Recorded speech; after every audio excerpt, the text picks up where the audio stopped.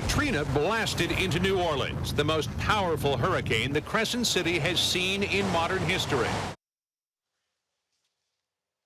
That was the CBS Evening News on August 29th, 2005, the day Hurricane Katrina made landfall. Louisiana officials held a remembrance ceremony today to mark 20 years since that deadly storm devastated New Orleans. According to the National Hurricane Center, nearly 1,400 people lost their lives. Mitch Landrieu joins me now. He served, as you may remember, as Lieutenant Governor of Louisiana during Hurricane Katrina and later became the mayor of New Orleans. It's great to see you. Thank you so much for being here. I think so many of us remember where we were when we saw those first news reports. You were obviously there. Can you take us back 20 years ago to what it was like, what you saw, what you felt, what your community felt? Yeah, well, today's a very bittersweet day for the people of New Orleans and America. I mean, on that day, we lost 1,400 people, 250,000 homes were destroyed. Those pictures that you see of your fellow Americans in the water, basically carrying the only thing that they could end each other, people who were drowning, rescuing people off of boats.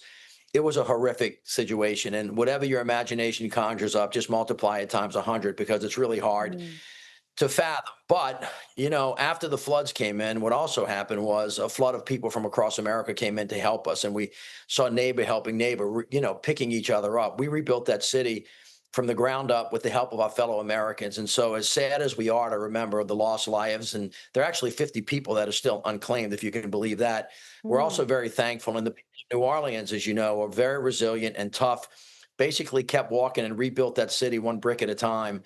But it's been a tough 20 years. We learned a lot of lessons. We're a lot better prepared today than we were. And we think that the nation hopefully learned a lot of lessons, which we seem to be forgetting in this very moment, about how difficult it is when major storms or fires, or somehow tornadoes or floods hit our communities. If we're not ready, we're not prepared, and we don't have the tools we need to recover. Yeah, I do want to talk to you about some of those lessons because I think it is on all of our minds, especially as we're heading into storm season now.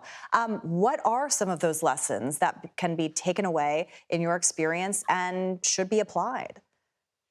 Well, there are a couple of things. First of all, we're in the middle of storm season, and it's not just hurricanes. Now, you see the wildfires in all across the country as we speak in Arizona right now, California, not too long ago, the tornadoes that hit Kentucky not too long ago, or the storms that hit North Carolina. You have to build resilience in your community. You have to have emergency response systems that are set up to allow you to see and then allow you to react. Then you have to be able to rebuild to get people back in their homes, because in the blink of an eye, and this is hard for people to imagine unless you've been through it, you lose everything, not just your house, but you lose your church, you lose your doctor's office, you lose the school that your kids went to school at. I saw a kid yesterday walking through the airport that said, "Mr. Mayor, I lost my entire senior year."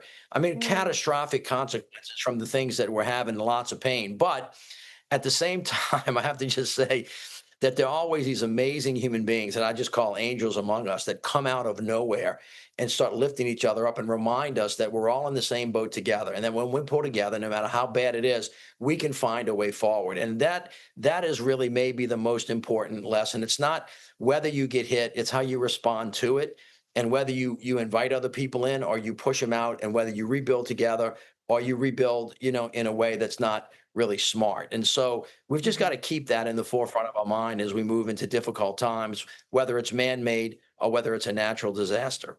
Yeah, I mean, you do luckily have those good Samaritans, but you also depend on the government to help you through. And especially now you have former and current FEMA employees just this week expressing some outrage over the administration's handling of FEMA right now. I'm wondering what you make of that. Well, let me just say broadly, the one thing that works when you're responding to a storm, actually, it's the only thing that works, is that when the federal government, run by the president and Department of Homeland Security and FEMA, are working very closely with the governor and his Office of Homeland Security and Emergency Preparedness and the local elected officials, be it a mayor or a county executive. When they're all working, when there's clear command and control, clear coordination, clear communication, and it's resourced appropriately, that is your best chance of preventing problems, saving lives, and then rebuilding. If you don't have that, if you have a federal government attacking the state government, or you have lack of coordination anywhere along the way, lives are going to be lost. bad things are going to happen. People's lives are not going to get rebuilt. And so right now, what we need to be very careful about is this current administration, for some reason, and I don't particularly understand it, when they're thinking about waste, fraud, and abuse, they're actually going after the places that matter the most to saving people's lives the quickest. And that would be the NOAA, where the hurricane, warriors spend their time, telling us a storm's coming. If you can't see that coming, then a mayor like me can't tell the citizens to get out of harm's way. If you're cutting FEMA or the amount of money, then you can't get people back into their homes. If you're fighting with the local elected officials, then all of a sudden, everybody's in different parts of the playing field at the same time, and that does not work. So I would caution the current administration, don't play politics with emergencies. That is, we have a lot of differences in this country over things that are really critically important. But the one thing that we all have in common is that when that water comes and it's hella high water, you better make sure that we're all in the same boat together. And don't be worrying about whether somebody's a Republican or a Democrat or from a red state or a blue state. Get in the damn boat. But there's got to be a boat. And, it's not really, it's hard, but it's not that complicated. Yeah, good lesson for us all. Mitch Landrieu, thank you for sharing your insights and perspective with us. Thank we you. appreciate it. Good to see you.